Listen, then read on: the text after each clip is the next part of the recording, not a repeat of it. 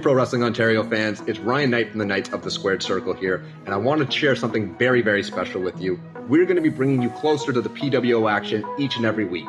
Now, I know with COVID-19, it's been very hard to put on live shows. As a matter of fact, we haven't been able to do a live show in quite some time. We know you guys have been enjoying the Foundation series, and we wanted to find a way to build on that. So we are bringing you the pillars of Pro Wrestling Ontario. We'll be sitting down with a different member of the roster to just talk about what's going on, what's going to be happening when we come back, to keep these storylines and feuds going, because we know these men and women are anxious to get back at it. We know that blood is still real. Like that anger, that hatred, all of that revenge, whatever you want to call it, it's still there. These guys are raring to go, and we're going to make sure we give them a platform to showcase what they can do, even to a small extent, even with their words. However it is we can do it, we're going to bring that to you with the pillars of Pro Wrestling Ontario. So without further ado, ladies and gentlemen, I'm going to sit back and chat with my good buddy Tyler Hill, the PWO champion, who's getting ready to take on the anti-hero SOS. Of course, we know that from the Foundry tournament. I don't think Tyler quite remembers that, but we're going to get into all of that in our conversation with the champion, Tyler Hill.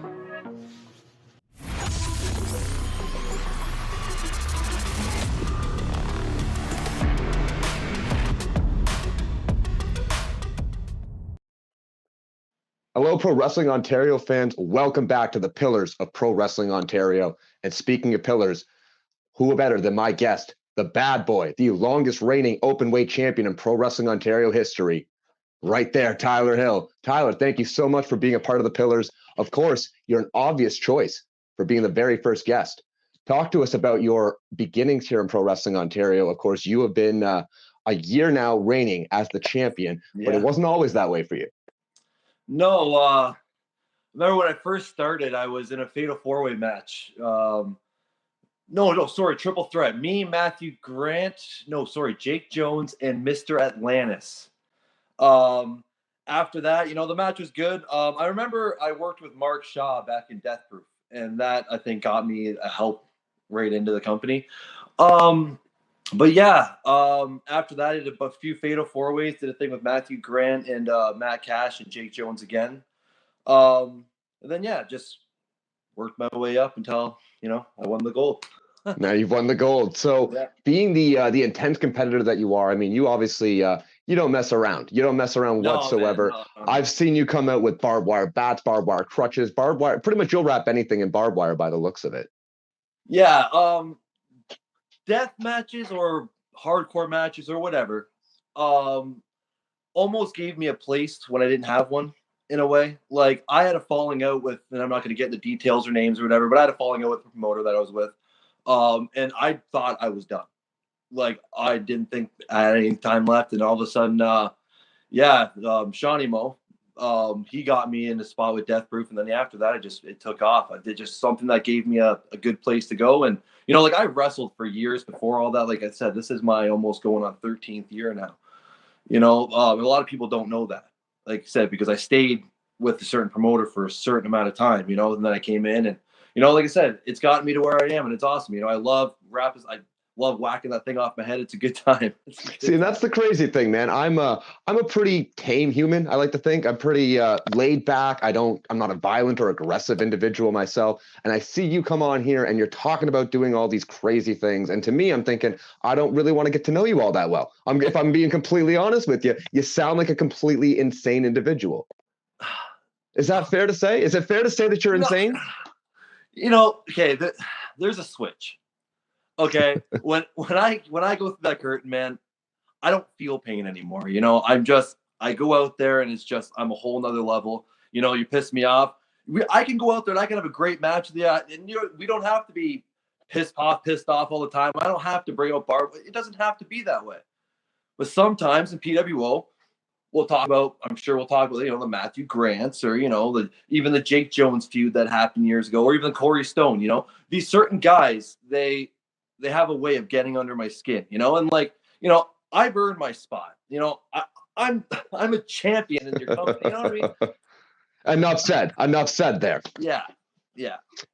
To me, it's just, I'm worried. I'm not going to lie to you. I'm worried because I'm sure you've seen me backstage. You know what I do with Pro Wrestling Ontario. My question to you is, have you ever heard a backstage interviewer before?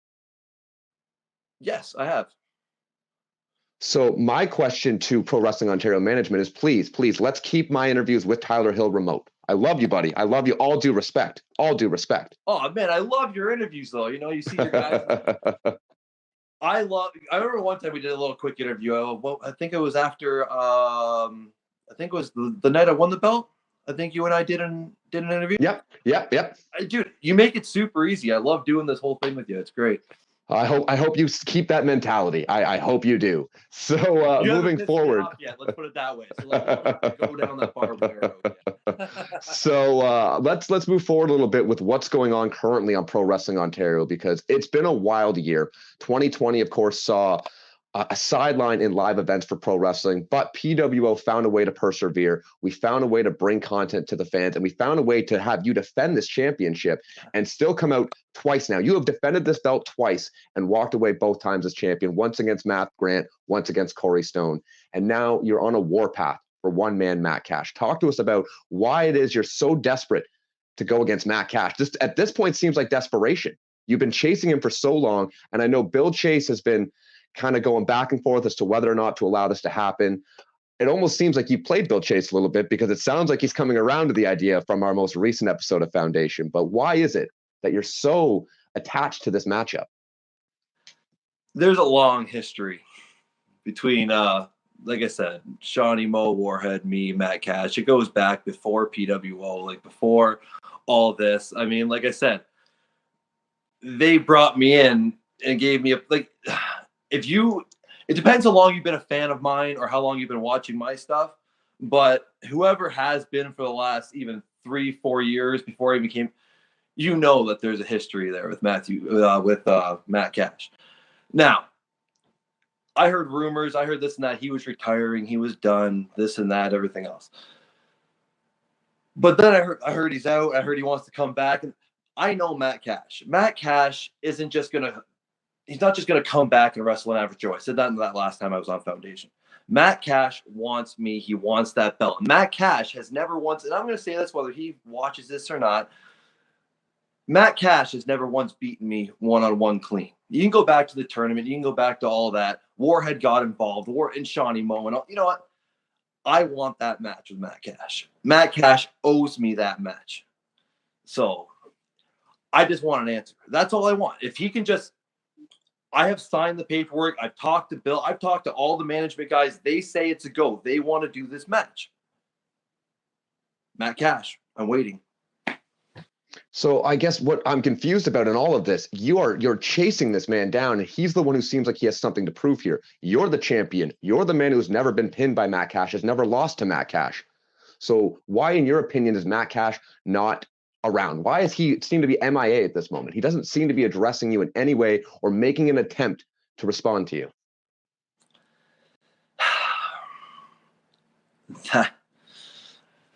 I don't know, man. And, you know, maybe having a kid changed him. Maybe just he decided to lay low for a little while. And that's fine. That's fine. But he hasn't even appeared on Foundation. This guy can't. Why did you come out of retirement if you're not going to fight anybody? That's my biggest question. And the whole other thing, okay? I mentioned Sean. Okay, the last time I was on Foundation. Me and Sean had 5 years of beating the crap out of each other, and he had 2 friends.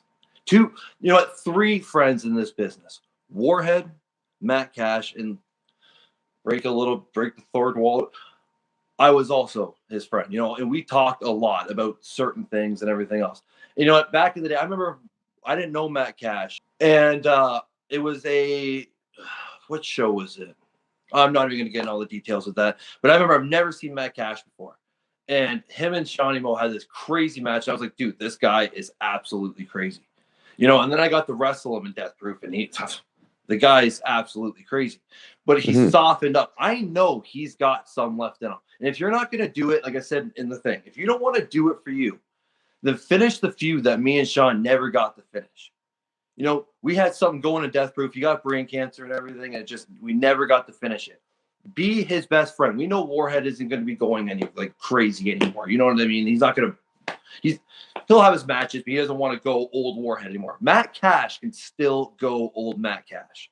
I know. I can see it. I can see it when he was tag teaming with Sean in PWO.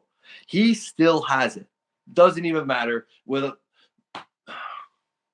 It flusters me, man. It gets me really. Again, to avoid pissing you off, we'll kind of touch away from that subject for a minute and bring up something that I think will cheer you up, maybe bring a smile to your face, or quite the opposite, in Bill Chase. Mr. Bill Chase, a man you seem to have a long-running history with here in PWO. You, my friend, to my knowledge, seem to be playing him like a fiddle when it comes to this Matt Cash situation. But even prior to that, what has your history with Bill Chase been like? I know Bill Chase better than anybody. Bill Chase took me in one of his so-called factions years ago and taught me a lot about Bill Chase. I learned the ins and outs of how he does business. I learned the ins and the outs of his personal life. I mean, I was his guy. I was the guy that he would call on to do whatever he needed to do. I know Bill Chase. But then Bill it's like as soon as the fans started coming onto my side a little bit at PWO, Bill kind of said, I'm done with you in a way. And, that kind of irks me because I've done so much for Bill. I mean, and then he gets a little bit upset because I won this. No, I like to rub it in his face once in a while, but it is Bill's fault. Bill threw me in that match. You go back and you look at it. I watched it today. I actually watched it today. That's kind of why I had to bring this up. He suckered himself into this. Oh, but to be fair, not to take anything from you, 1,000% it's his fault that you are the champion. 100%. 100%. Yeah. Like I said, I still had to go out there and get the job done, but I wouldn't have been there if it wasn't for Bill Chase. And you know what? If he wants to hold animosity towards that, I mean, I was 4 title defenses and I didn't get one singles match, 4 ways and triple threats and so on and so forth. I mean, he stacked the deck against me pretty hard. But, I'm still the champ. I've been going for over close to a year and a half now, probably, and Bill still hasn't figured it out. Maybe he's starting to come around to the Matt Cash idea because he thinks Matt Cash still has what it takes. Maybe he thinks the same thing I think. Like I said. I'm curious if maybe, and stay with me on this, do you think he might partially also be distracted? I keep up with Foundation. I see what's going on, and he's got a lot happening. He's trying to keep up with safety traps. He's trying to keep up with what's going on with Hairstrike. He is all over the map. He's got so much going on. Yep. Do you think that he hasn't just addressed his full attention to you? Because he could make your life a living hell. He's in a position to really stack the deck against you, as you mentioned. And do you think he's held off at this point? Do you think he's got more that he could pull out, and he's distracted? If there's one thing I've learned about Bill Chase, is you can never trust a quiet Bill Chase. That being said, Bill definitely does not have his full attention towards me. I mean, he's got a lot going on at PWO. I mean, and not even in PWO. You look at the outside world, everything else. I mean, it's a lot going on. You can't run shows. I mean, management's got a hard job right now. But like I said, a quiet Bill Chase is a scary Bill Chase. And I know that Bill Chase all too well. So I'm prepared for whatever Bill Chase has. I know Bill Chase has something coming. I'm not stupid. I mean, he knows that I know it. I'm going to call him out on it right now. I know it's coming. Just when. But I'm ready for it. Incredible. Tyler, I want to thank you so much for being a part of the pillars of Pro Wrestling Ontario today. Before we let you go, a couple of things I want to touch on. Obviously, we don't know when we're going to be able to get back in front of a live crowd. When we do, I'm pretty confident that you're going to be the OpenWeight champion. I'm glad that we were able to do this. We're able to have this conversation. What do you want to say to the fans, to your fans who are anxiously awaiting the return? I appreciate you guys for sticking with me through the whole Foundation episodes. I personally can't wait to get back into open shows. Just know that I'm going to be coming back bigger and better than ever. And I am probably more excited than any of the fans to come back. It's going to be a hell of a first show. Just get ready for it. No, 100%. Again, thank you so much for doing this, Tyler. We will see you very, very soon. Thanks, man. Appreciate it.